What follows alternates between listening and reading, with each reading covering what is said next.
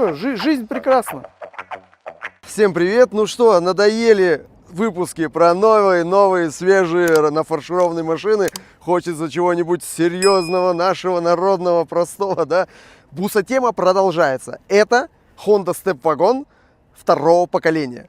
У нас она такая вся красивая, такая вся нержавая. Знаете их, сколько мне, какую кучу предлагали всякие на съемку. Открываешь фотки и говоришь, что такое, я уже никак на видео не замаскирую.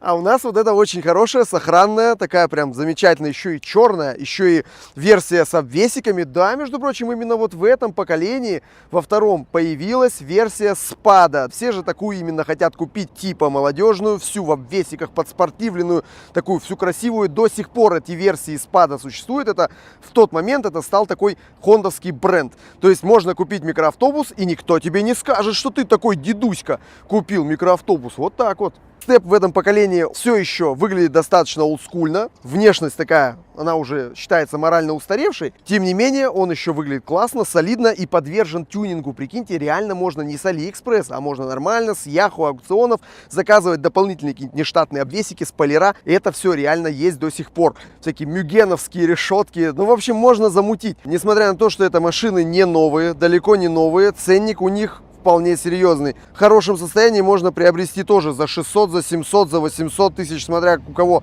какие пожелания, да, и у кого какие были вложения, можно сказать, в машину, потому что иногда ее так офигенно в порядок приведут, что людям реально жалко ее задешево отдавать. Объявлений по степам второго поколения очень много. И для того, чтобы найти хорошую машину для съемок, я использовал сервис Автокод Поиск. Знаете, он ищет сразу по всем сайтам объявлений одновременно.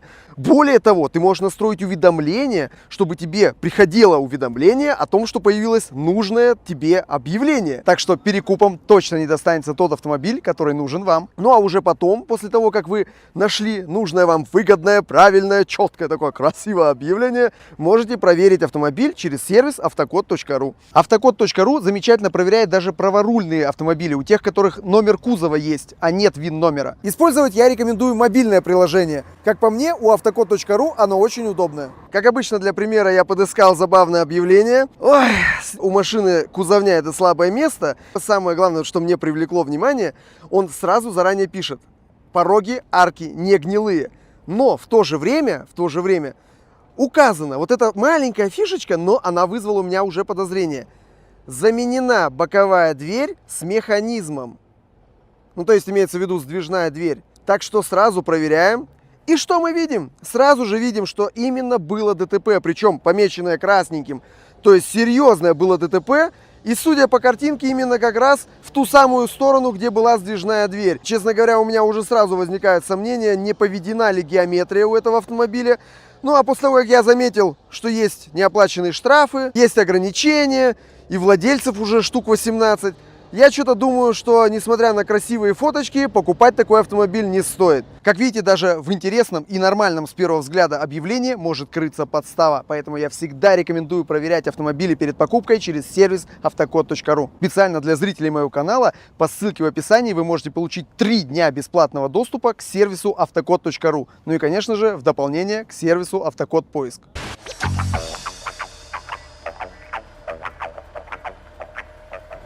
Да-да, даже в 2003-2005 году уже у степа была кнопка открывания багажника, да. И вообще, чем хорош степ в любом поколении? Он всегда интересен всякими трансформациями. У него всегда все очень плотненько, компактненько, аккуратненько раскладывается, складывается, крутится, вертится. Honda реально хорошо умеет делать трансформации салона. Третий ряд сидений складывается по бокам. Причем складывается он по, как это мне прикольно так осознавать, по тойотовскому принципу. То есть они сперва раскладываются плоско, а потом поднимаются вверх. Причем не нужно вытаскивать подголовники. Нет, не нужно. Крышка багажника закроется, даже если подголовники не доставать из третьего ряда сидений. Это очень удобно. Померить сам багажник, когда разложены третий ряд сидений, можно по-разному, потому что сами сиденья третьего ряда маленечко вперед-назад двигаются. Но это опять же не для грузовместимости больше, а для того, чтобы пассажирам на третьем ряду было попросторнее. Хотя на самом деле там вполне неплохо. Если именно от ножек считать, то, ну вот конкретно до дверцы будет 55 сантиметров. Я вам скажу, очень даже неплохо. Но это, конечно, не 80 сантиметров, как, например, в моем микроавтобусе. Но, тем не менее, очень даже неплохо. Сиденья третьего ряда раскладываются вот так по сторонам, но их не так просто разложить, потому что нужно сперва положить спинку. То есть вот на меня сюда положить спинку, а здесь вот сверху нету никаких ремешков, ничем, ну, по сути, нечем их тянуть. То есть вот эти внизу ремешки, они именно отстегивают ножки от креплений. Поэтому нам придется залезть вот так вот сюда, потянуть за пипочку, вот так вот не совсем вот удобно вот так вот сделать. Причем, когда я вот так вот его разложил, мне теперь не очень удобно лезть рукой до вот этой нижней ленточки. То есть я вот так вот прямо оперся, поднял. Так вот. И вот здесь мне тоже, смотрите, не совсем сподручно. Я тут прямо с силой, короче, ковыряюсь. А я что, мало, видимо, спинку разложил. Вот видите, надо еще ее сильнее разложить было. Что-то я аж устал, елки-палки. Сам процесс поднятия задних сидений не сильно такой вот прямо на изи, так вот нету такого. У меня точно так же в микроавтобусе, в Таунайсике, тоже надо сперва разложить сиденья, там еще более неудобно. И тоже я всегда так геморроюсь, когда их надо туда-сюда раскладывать, складывать. Так уж и быть. Заодно потом лежанку разложим. Вот так. Вот так. Это опустить. Это пристегнуть. Кстати, со второго раза получилось ловчее. Итак, ширина между сиденьями 93-95, где-то так. Между ножками 73. Ну, в принципе, неплохо. По низу, где нет арок, надо же, почти что 1,30 м. Ну, можно сказать, 1,30 м, да, вот так вот, если. Тут, кстати, кармашек неплохой. Там есть ниша для мелочей. Ну, там домкрат, вот это все дело. Нормально, нормально. Мне не нравится какой момент, что крепятся сиденья к ручкам. Ручки, за которыми, типа, держаться пассажирам. Потолочные. Эти ручки держатся просто на двух винтиках. Как бы такая нагрузка, как сиденье, мне кажется, многоватая для них. Было бы лучше, если бы для того, чтобы удерживать сиденье, был бы отдельный какой-нибудь крючочек. Ну, что-нибудь такое отдельное.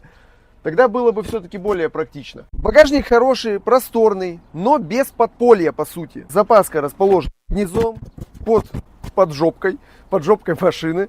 Второй ряд мне очень нравится у степа. Прям очень нравится. Во-первых, сидишь выше первого ряда. То есть у тебя реально обзор и вперед, ну тут голова, можно сказать, водителя, в бок, всюду. У степа одна сдвижная дверь, соответственно, это более уютный автобус. Но серьезно, мне вот почему-то такие автобусы с одной дверью кажутся более уютными.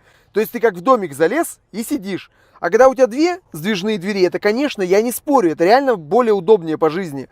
Но все-таки там нет вот этого уюта, такое ощущение, что ты в какую-то свою норочку забрался, знаете. Здесь для второго ряда есть офигенные подстаканники, два больших подстаканника, они прямо вот в нужном месте. Причем, я вам серьезно скажу, эта штука охлаждающая. Это cool box, то есть там подведены вот от кондиционера все дела там сделаны.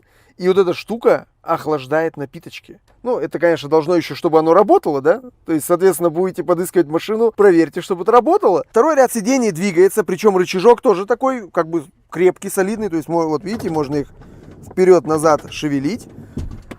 Вот эта часть у сидения складывается, и оно пододвигается вперед целиком. И, соответственно, вот таким образом увеличивается объем багажника. То есть вот у нас сиденье третьего ряда, да, вот где-то примерно тут спинка, да. Ну, сантиметров 30 плюс-минус туда-сюда. Не сильно увеличивается, но все-таки увеличивается. И причем трансформация вот эта, она мне даже нравится чем? Когда у тебя просто складывается сиденье вперед, допустим, и наклоняется как-нибудь, это не так удобно для того, чтобы залезть на третий ряд, как если вот такая трансформация присутствует. Большой хороший проем образуется для того, чтобы забраться на третий ряд. Лежанка вся многоступенчатая, конечно, она не плоская такая прямо, я не скажу. Подголовники у второго ряда приходится снимать, чтобы сложить в стык с третьим рядом. Первый ряд вообще не складывается вровень с вторым и третьим рядом, то есть его, наверное, надо спать сюда ногами, а на сложенные спинки первого ряда класть подушечку. Либо вообще ехать лежа, а они там пусть рулят. А ты такой вот так вот раз, так рогами только от себя. Трогай. Вообще, по уму, чтобы было удобно, потолок же высокий, просто спокойненько кладете надувной матрасик. Подбираете по размеру более-менее. Надувной матрасик кладете, он сглаживает вот эти все неровности. Свет есть, вентиляшн есть. Окошко можно открыть на сдвижной двери. Вообще все, жизнь прекрасна. Ну, получается, до переднего ряда сидений 2 метра. 2 метра, чего, мало будет? Разляжется любой.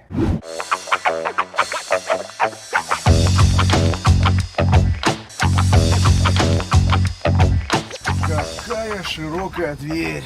Какой широкий проем. Классно. Заходим. Здрасте. Ай, да, опять ручки здесь сбоку. Да еще и сверху нет. Черный вот такой темный салон как раз и является отличительным признаком комплектации спада. Тут и панельки с отделкой под темный мрамор такой, ну, что-то вроде того. Хотя на самом деле это еще не факт, что именно такой вот вам захочется, потому что другой вид салона, который бежевый, со вставочками под дерево, а самое главное, есть версии с вращающимися передними сиденьями, а второй ряд складывается в столик. Такая версия, даже я бы сказал, наоборот, многим понравилась. Обзор. Широченное большое стекло. Эти сбоку такие широченные большие стеклины. То есть никаких здесь перегородок на двери, на стекле. Как я всегда люблю в минивенах, здесь много где можно порыться во всяких бардачках, ящичках. Кармашек, не пойми для чего, маленький. Климат-контроль, пожалуйте. Механические регулировки сидения, кстати, смотрите, как я люблю. Мне, кстати, нравится, как они оформили рычажок автомата. То есть такую вот гофрочку здесь сделали. Не просто какая-то дырка, да, где шевелишь рычаг. Подстаканники, рядом пепельница, вот нафиг бы она бы нужна, лучше бы сделали побольше подстаканники. Вот они, видите, задвигаешь, они складываются, выдвигаешь, раскладываются. Довольно-таки прочная вот эта сама по себе штука, вот эта полка, вот эта, в которой расположены 2 подстаканника. Ну и, конечно, большой основной бардачок. Справа от руля есть какие-то тоже непонятные кармашки-монетницы, довольно крупный выдвижной кармашек. Посередине, в самом-самом низу, есть тоже большой карман. То есть это в целом компенсирует отсутствие центрального подлокотника большого, с большим бардачком, как обычно. Ну и кнопки такие олдскульные, даже с такими вот тактильными шариками, выпуклостями на кнопке. До рестайлинга были только подушки переднего пассажира и у водителя. В рестайлинге появляются еще опционально шторки. Мне еще нравится тот факт, что уровень салона не обязательно согласуется с техничкой. То есть может быть хорошая версия по техничке, но простой салон. Вот как, например, у нас хорошая версия салона, но техничка попроще. То есть мотор 2-литровый, не 2,4. Давайте, кстати говоря, я вам про это подробнее расскажу.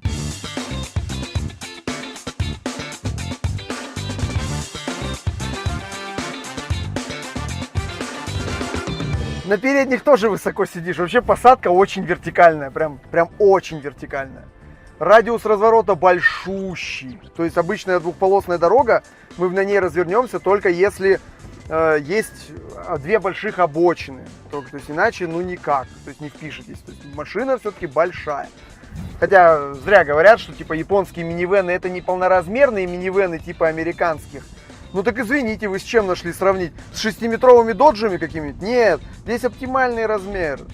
Оптимальный размер 4,6, там почти 4,7. 160 лошадиных сил чувствуется очень хорошо, потому что действительно, вот прям, смотрите, прямо как только нажимаешь, я прям чувствую, что все едет, все тянется. По факту, единственным недостатком и одновременно достоинством степов я считаю то, что сзади тоже независимая подвеска.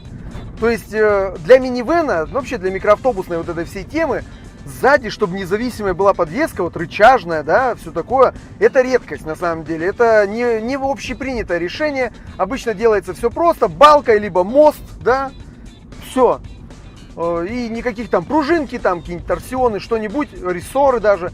Здесь именно рычаги. Но опять же, отдельно пружина, отдельно амортизатор. Это в принципе удешевляет ремонт, удешевляет работу. Ну вот когда вы в сервис, например, приедете менять запчасти, то на таких подвесках ремонт дешевле. Управляемость, ну какая управляемость? О какой управляемости можно говорить, когда мы говорим о большом тяжелом минивэне, да? Но вы смотрите, вот как я люблю так. То есть руль чувствительный у минивэна, да? У меня, когда крутишь руль, ты такой, раз, о, поехал наконец-то. Только когда я начал крутить, да? А здесь, уй, уй. Хотя категорически мягким я его тоже не назову. Едем то яма, то канава, как у нас обычно в России бывает. Я их чувствую. Мне еще нравится, что руль тяжелый. Я люблю вот старые машины с гидрачами за то, что руль такой тяжеленький. Не так, когда ты не понимаешь вообще, что ты там крутишь, это вот все там. А здесь прям ощущается, вот нагрузка пошла. То есть вот я руль поворачиваю, чувствую обратную связь.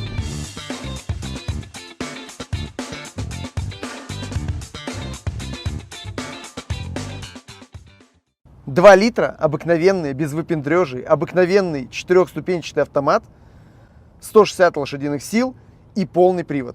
То есть RF6 это полный привод. В рестайлинге появляется мотор К24. Но это такая странная фигня, вот серьезно, вот смотрите, я вам просто объясню. К20 2 литра, К24 2,4 литра, К24 162 лошадиные силы, К20 160 лошадиных сил. Я хрен знает, какую разницу ты можешь почувствовать при обыкновенной городской езде. Единственное, что я могу предположить, это то, что ты почувствуешь разницу в расходе, потому что все-таки пятиступенчатый автомат на моторе 2.4 при езде по трассе, когда обороты уже высокие, он позволяет держать более низкие обороты на более высоких скоростях, соответственно. Неспроста же, да, у современных машин каких-нибудь Lexus'ов аж 10-ступенчатые коробки автомат. Это двигатели уже цепные, они уже повернуты в нормальную сторону, если кто не знает. Раньше, в 90-е, там, ну и ранее, двигатели Honda крутились против часовой стрелки. Что у мотора К20, что у мотора К24 есть известная проблема с износом распредвалов. Во всяких разных источниках можно найти информацию, что вроде как бы это конструктивный просчет, но я скорее склонен думать, что проблема в плохом обслуживании, а именно в использовании некачественного масла и в редких его заменах, ну не настолько часто, как желательно бы, а также в том, что люди ленятся отрегулировать клапана. Бедняжка выпускной распредвал изнашивается вплоть до того, что вообще полностью приходит в негодность. А на самом деле регулировать клапана на Хондах, для этого нужен рожковый ключик и отвертка. Это не так сложно сделать, как с многими другими двигателями. Не нужно путать К20 из степа и К20, например, из аккорда. Разновидностей двигателя К20 целый список вот такой. Они там есть и 200 лошадиных сил, и 150 лошадиных сил, всякие разные. Это степовская версия, 160 лошадиных сил, ну вообще 158, в целом везде пишут обычно 160 лошадиных сил. Можно сказать, автоматическую коробку назвать слабой, особенно в полноприводной версии, как бы особенность хондовских автоматов тех времен. У кого-то они живут прям долго, кому-то как-то не очень везет, видимо, с предыдущими хозяевами, и приходится менять на контрактные. Но они не сильно дорогие, вон даже я вам вот приложу скриншот из объявлений Дрома. Ну, вон они, пожалуйста, никаких космических денег они не стоят, поменяли, ездите дальше. Разницу во время езды, если вы имеете 2.4 двигатель, либо 2 литра, почувствуете только именно, когда, например, машина вся загруженная, то есть чуть-чуть побольше крутящего, и он чуть-чуть пораньше проявляется. Ну и в расходе, потому что здесь 4-ступенчатый автомат, а там 5-ступенчатый. И все, то есть смело можно брать любую версию, абсолютно. И полноприводные они бывают и те, и те. Берите любую, какая вам больше нравится, какая поцелее окажется, когда вы будете подбирать. Какая целее, ту и берете. Все. В общем, обязательно пишите комментарии, что думаете об этой машине. Тем более, что давненько у нас не было более-менее старых автомобилей. Что-то мы в последнее время ударились в новье. Так что народные тачки — это девиз моего канала, да? Народные тачки в первую очередь. Подписывайтесь на канал и всем пока.